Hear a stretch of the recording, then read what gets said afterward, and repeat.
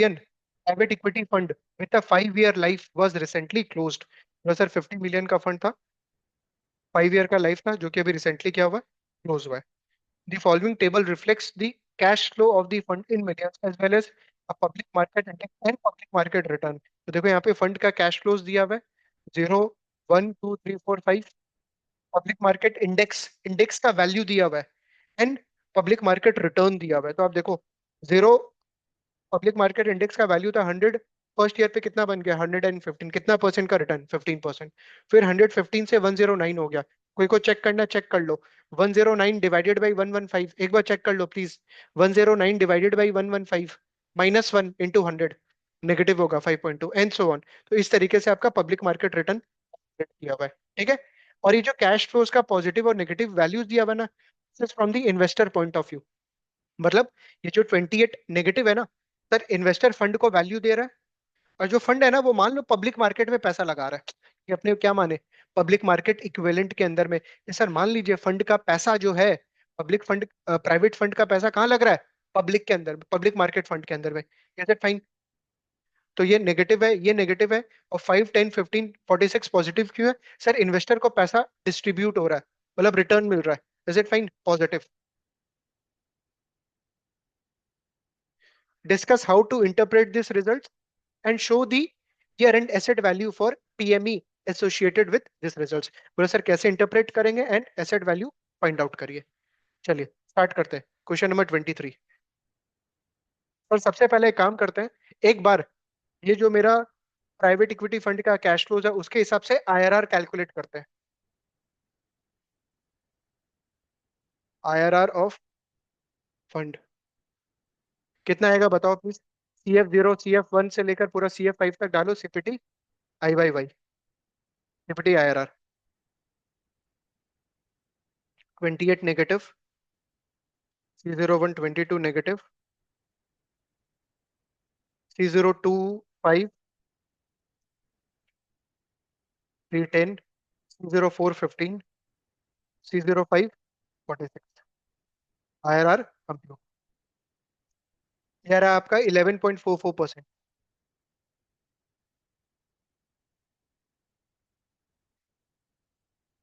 CAGR of public market. Sir मान लीजिए 100 लगाए थे, कितना बन गया, 158. कितने साल में, कितने पीरियड्स में, 5. FP 158, PP 5 60. फाइंड आउट करिए.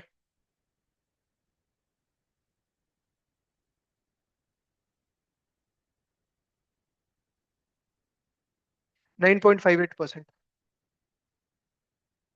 क्या सर ये और ये कंपेरेबल है? बिल्कुल भी नहीं. क्यों सर? 11.44 देखो, जो कैश फ्लो का अनसर्टिनिटी है, कभी हाई कभी लो, उसको कंसिडर कर रहा है. वेर पब्लिक मार्केट इंडेक्स क्या इसको कंसिडर कर रहा है? बिल्कुल भी नहीं. ये जो कैश फ्लोज का अनसर्टिनिटी है, बिल्कुल भी नहीं. वो क्या लिया, 100, फाइनली कितना बन गया, 158. Is it fine? तो ये अनसर्टिनिटी को इग्नोर कर दिया पब्लिक मार्केट इंडेक्स. इससे बोल रहा हूँ. क्या सर ये और ये 11.44, 9.58 कंपेरेबल है? No, it's not comparable. Therefore 11.44% and 9.58% is not comparable because CAGR ignores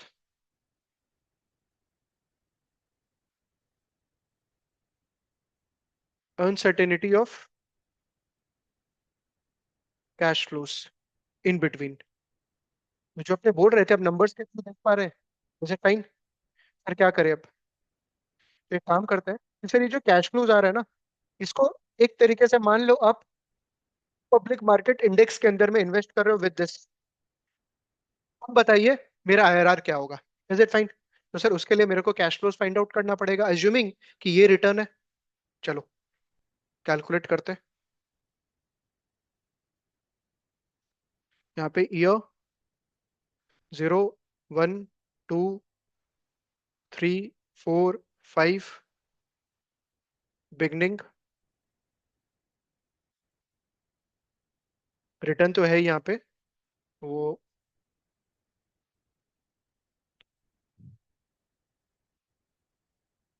value plus return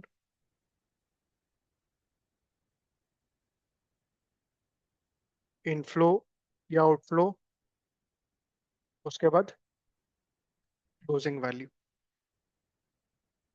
देखो, आपने इन्वेस्ट कितना किया था as a investor? 28, beginning of year one. Beginning of year one में आपने 28 इन्वेस्ट किया था, ठीक है। और 28 में आपने कितना परसेंट रिटर्न अर्न किया? 15%। एंड ऑफ ईयर जीरो मतलब बिगनिंग ऑफ ईयर वन। यहाँ पे मैं बिगनिंग ले रहा हूँ, तो एक काम करते हैं ना, इसको जीरो को हटा ही देते हैं, काम का नहीं है। सर फर्स्ट ईयर के बिगनिंग में अपने 28 मिलियन लगाए थे, ठीक है। सर 28 कितना कमाया फर्स्ट ईयर में? 15%। तो मेरे को बताओ कितना हो गया आपका वैल्यू? 28 into 1.15, 28 into 1.15, 32.2। 32.2। आपने और कितना और पैसा दिया फंड में? 22। इन्वेस्टर पॉइंट ऑफ व्यू से और कितना पैसा लगाया आपने? 22। तो क्लोजिंग वैल्यू क्या हो गया? 32.2 प्लस 22, 54.2। ये 54.2 फर्स्ट ईयर का एंड है, मतलब सेकेंड ईयर का बिगनिंग है। 54.2 में आपने कितना परसेंटेज नेगेटिव रिटर्न हुआ आपका? 5.22। तो इसको हटाओ, 1 - 0.0522 इंटू RCL 1, ये हो गया 51.37 ना का लॉस हुआ। और आपने उस साल कितना विड्रॉ किया, मतलब इन्वेस्टर को कितना मिल गया? 5। उसको मिल गया 5, तो सर फंड के पास कितना बचा? 46.37। ये समझ में आ रहा है क्या कर रहे हैं? नेक्स्ट, 46.37 कितना परसेंट रिटर्न कमाया? 11.93 इंटू 1.1193, 51.90। फिर इन्वेस्टर कितना विड्रॉ किया? 10। विड्रॉ नहीं किया, विड्रॉ बोलना गलत होगा, कितना डिस्ट्रीब्यूट हो गया इन्वेस्टर को, फंड से निकल गया वो पैसा, -10। 41.90। फिर 41.90 आपने लगाया, उसके बाद कितना रिटर्न? 18.85, 49.80 कितना मिला? 15। कितना क्लोजिंग वैल्यू? 34.80। यहाँ पे 34.80 एंड कितना? 8.96, 37.92, 37.92। ये वाला मैं नहीं ले रहा हूँ, फिफ्थ ईयर वाला, क्योंकि ये फिफ्थ ईयर के एंड पे कर रहा है, मतलब सिक्स ईयर का स्टार्टिंग। सिक्स ईयर का स्टार्टिंग, तो सर फिफ्थ ईयर के एंड पे मेरा फंड का वैल्यू कितना हो गया? 37.92। लगाया कितना था स्टार्टिंग में? 28। और उसके बाद ये सब सारा cash flows.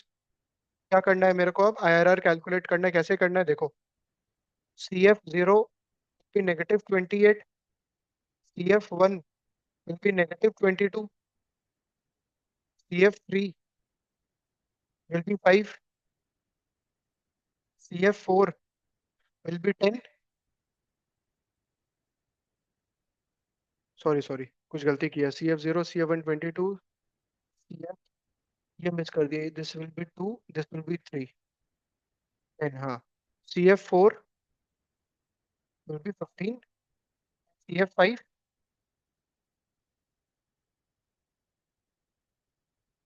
compute IRR।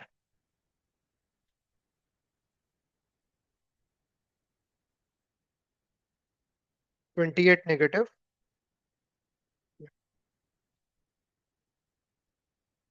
22 negative, 5, 10, 15, 47.92। Is coming 8.40%, 8.405, 8.41 ले रहा हूँ। This is comparable, 8.41 is comparable with 8.58। आज चीज देखो आप, पहले कितना ज्यादा आ रहा था फंड का, 11.44, 11.44 वर्सेस 9.58, ईयर अबाउट परसेंट का डिफरेंस था। अब कितना है, 8.41 versus 9.58, kind public market equivalent.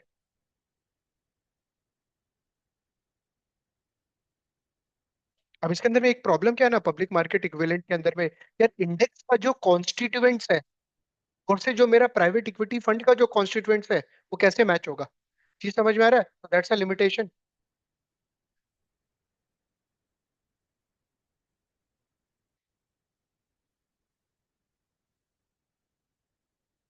Question number करा नहीं रहा हूँ, 31, एक बार आप खुद से देख लेना, एकदम सेम तरीके से फॉर्मेट में है, देख लो। क्वेश्चन नंबर 1 बोल रहा है, एक सेकंड रुको, क्वेश्चन नंबर 30 भी तो नहीं किए ना आपने? ओके, क्वेश्चन नंबर 30 भी नहीं किए थे, आईआरआर से रिलेटेड था, ठीक है। तो आप आईआरआर खुद से कैलकुलेट कर लेना, अब तो आपने कर लिया आईआरआर का सम। आईआरआर का सम एक बार खुद से आप कैलकुलेट कर लेना, क्वेश्चन नंबर 30 का। यहाँ पे आपसे कुछ स्टेटमेंट दिया हुआ है, मैं रीड कर रहा हूँ। Arithmetic average of the project IRR is 24। ये चारों का टोटल करके डिवाइड बाई 4 कर दिया, गलत स्टेटमेंट था। Weighted average of the project IRR is 21.3। ये जो इन्वेस्टमेंट्स है ना, इनिशियल इन्वेस्टमेंट्स, इसका परसेंटेज लिया, 20 प्लस 40 प्लस 30 प्लस 10 कितना होगा? 70, 20, 100, 100। 20%, 40%, 30%, 10%। तो 20 इंटू 29.1, 0.4 इंटू 18.6, 0.3 इंटू 15.9, 0.1 इंटू 32.5। अगर आप टोटल करोगे तो ये मैच कर जाएगा 21.3 वेटेड एवरेज। बट ऐसे करना है कि अपने को नहीं, अपने को सेपरेट सेपरेट ईयर का कैश फ्लोज निकालना है आईआरआर के केस। ये एक बार आप कैलकुलेट करके चेक कर सकते हो। और क्वेश्चन नंबर 31 जो है, वो आपका ये पब्लिक मार्केट इंडेक्स वाला समय।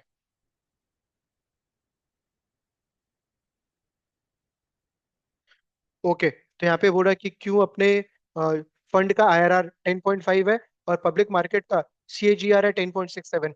ये लिया होगा 40, 30, 0, 20, 78, आईआरआर कैलकुलेट कर लोगे।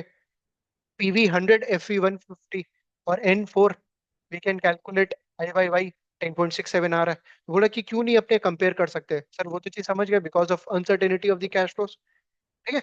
और उसके बाद आप सेपरेट तरीके से यहाँ पे देखो, आपको वैल्यूज ऑलरेडी कैलकुलेट करके दे दिया ये लोग, जो अपने यहाँ पे कैलकुलेट कर रहे थे, एंडिंग वैल्यू ये वाला, ठीक है।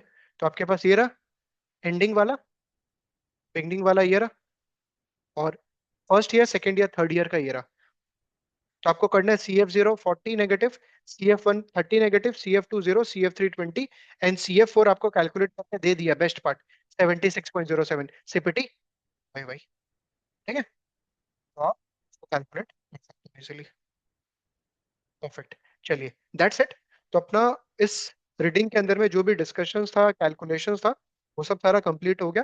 नेक्स्ट क्लास के अंदर में क्या करेंगे, अपना जो ईओसी क्वेश्चंस होता है that we will do. But उसके पहले इट्स अ रिक्वेस्ट कि फर्स्ट क्लास और आज वाला क्लास अच्छे से आप पहले स्टडी कर लो, रिवाइज कर लो। एक दो सम जो आपने नहीं किए क्लास के अंदर में, वो सॉल्व कर लो, इट इज वेरी इजी। जो आपने किए ऑलरेडी बहुत ज्यादा डिटेल वाला कर लिया, जो बचा हुआ समय दैट विल बी इजी। एक बार करने के बाद then we will move to the EOC questions. Take care guys.